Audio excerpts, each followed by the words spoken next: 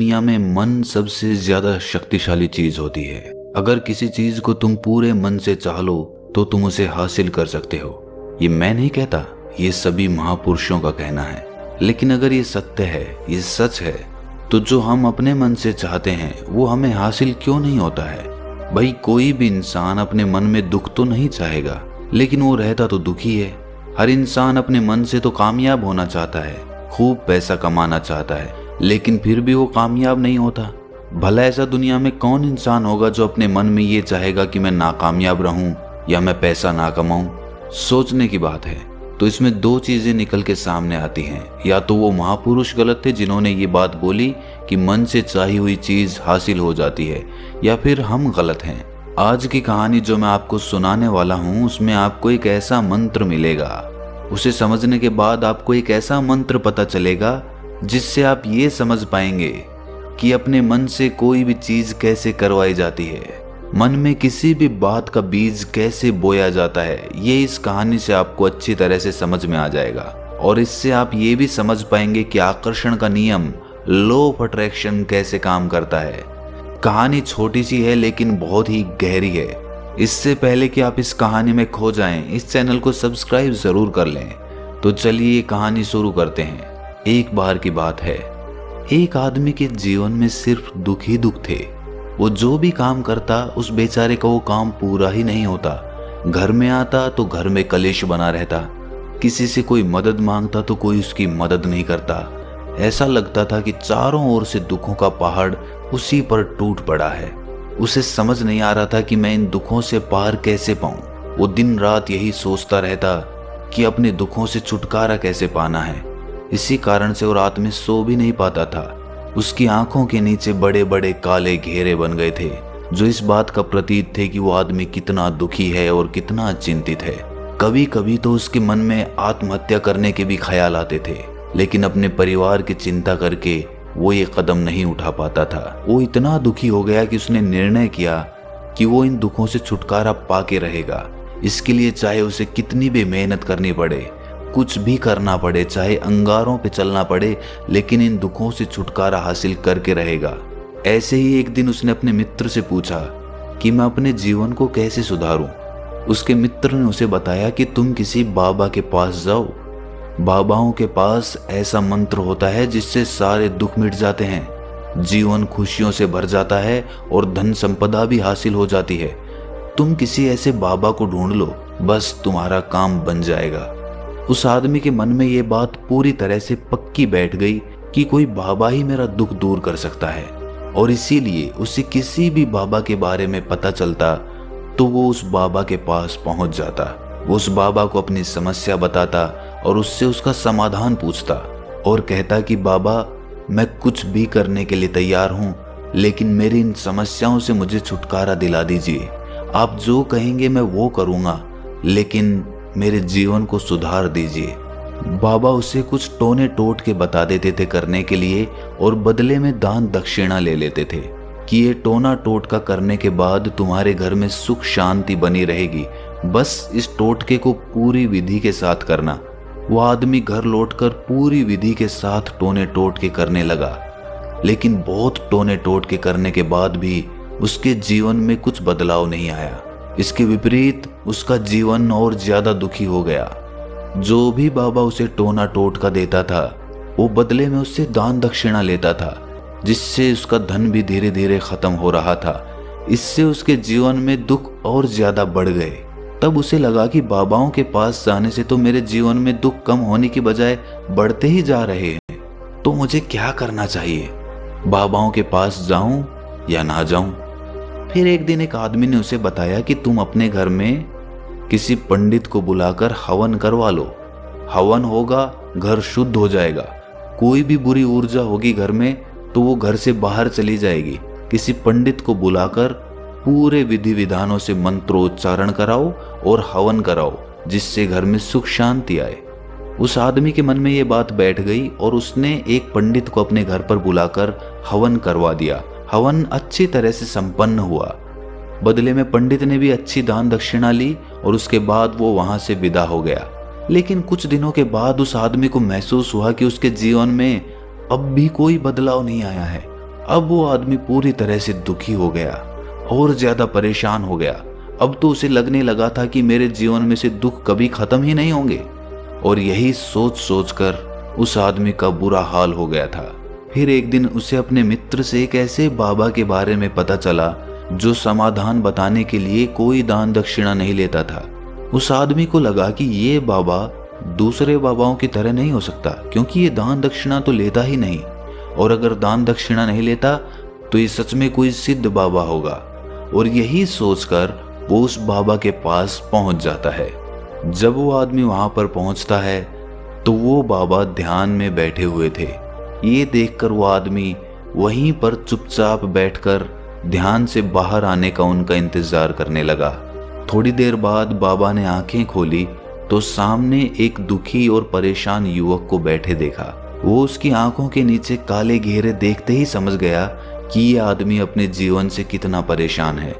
उसे संबोधित करते हुए बाबा ने पूछा कि बच्चा, क्या चाहते हो? बाबा के पास क्या लेने आए हो? उस आदमी ने कहा कि बाबा, मैं अपने जीवन से बहुत परेशान हूं। मैंने इन दुखों को दूर करने के लिए बहुत सारे रास्ते अपनाए, हर वो तरकीब करके देखी जो किसी बाबा ने मुझे बताई, हर वो काम किया जो किसी भी इंसान ने मुझसे करने को कहा, लेकिन मेरे जीवन में दुखों में कोई कमी नहीं आई। बाबा, इसके विपरीत मेरे जीवन में दुखों में बढ़ोतरी हो गई। मुझे समझ नहीं आ रहा है कि मैं क्या करूं। कभी कभी तो मैं आत्महत्या करने की सोचता हूं, लेकिन अपने परिवार की सोचकर मैं ये कदम नहीं उठा पाता। मैंने आपके बारे में बहुत सुना है बाबा, और मैं बहुत उम्मीद के साथ आपके पास आया हूं। कृपया करके मुझे कोई ऐसा मार्ग बताएं जिससे मुझे अपने दुखों से छुटकारा मिल जाए। मैं अपने दुखों से छुटकारा पाने के लिए कुछ भी करने को तैयार हूं। आप मुझे कोई भी रास्ता बताएं, चाहे वो रास्ता कितना भी कठिन क्यों ना हो, मैं उसको पार करके रहूंगा। बाबा ने महसूस किया कि आदमी तो सच में बहुत परेशान है। बाबा ने उसकी बात सुनकर कहा कि बच्चा, दुखों को दूर करने के लिए मंत्र ऐसे ही नहीं मिलते। मंत्र पाने के लिए कुछ करना पड़ता है। तुम कुछ कर सकते हो? ये सुनकर पहले तो उस आदमी ने सोचा कि ये बाबा भी मुझसे दान दक्षिणा ही मांगेंगे, लेकिन और कोई रास्ता ना पाकर उस आदमी ने कहा कि बाबा, आपको जितनी भी दान दक्षिणा चाहिए मैं देने के लिए तैयार हूं, लेकिन आपका मंत्र सच्चा होना चाहिए, वो पूरा होना चाहिए, उसका फल मुझे मिलना चाहिए। उसके बाद मैं आपको जो भी दान दक्षिणा लेना चाहते हो वो दे दूंगा। बाबा ने कहा कि दान दक्षिणा तो बहुत छोटी सी चीज है, मुझे वो नहीं चाहिए। इस पर वो आदमी सोच विचार करके बोला, तो बाबा, मैं अंगारों पे भी चलने के लिए तैयार हूं, आप मुझे बस आज्ञा दीजिए। बाबा ने कहा कि अंगारों पे चलने वाली छोटी चीज मैं तुमसे नहीं कराने वाला। मैं जो तुमसे कराने वाला हूं वो बहुत कठिन मंत्र है, उसे पूरा कर पाओगे? बाबा ने कहा कि बाबा, आप मुझे बताइए तो सही, मुझे करना क्या होगा, मैं कुछ भी करने को तैयार हूं।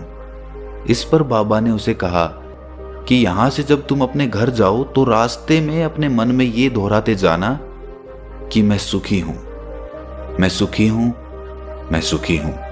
बार बार अपने मन में यही दोहराना, और याद रहे जुबान पर ये नहीं आना चाहिए, ये सिर्फ मन में दोहराना है। ये सुनकर वो आदमी बोला, बाबा, बस इतनी सी बात, ये तो मैं चुटकी बजा के कर लूंगा, लेकिन इससे होगा क्या?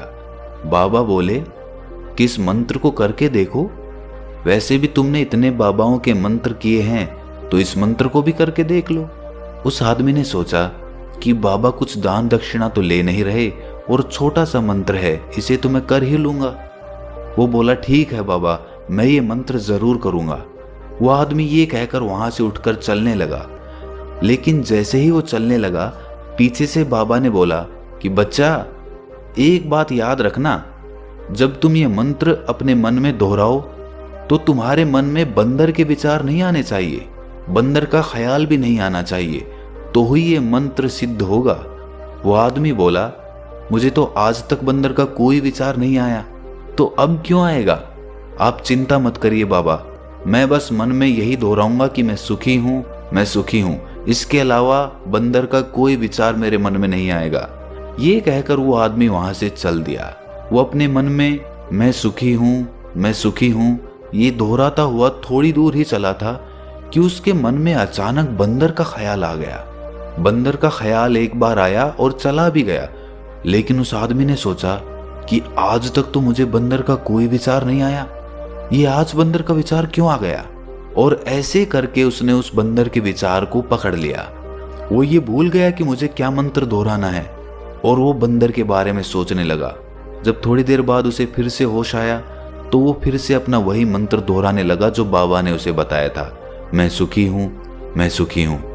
लेकिन अचानक से उसे सामने एक बंदर दिखाई दिया और ये देखकर उसके मन में फिर से बंदर का विचार उठ गया और वो अपने अंदर से इस विचार को बाहर फेंकना चाहता था। वो चाहता था कि मेरे अंदर किसी भी तरह बंदर का विचार ना आए, लेकिन उसे तो सामने बंदर ही दिखाई दे गया।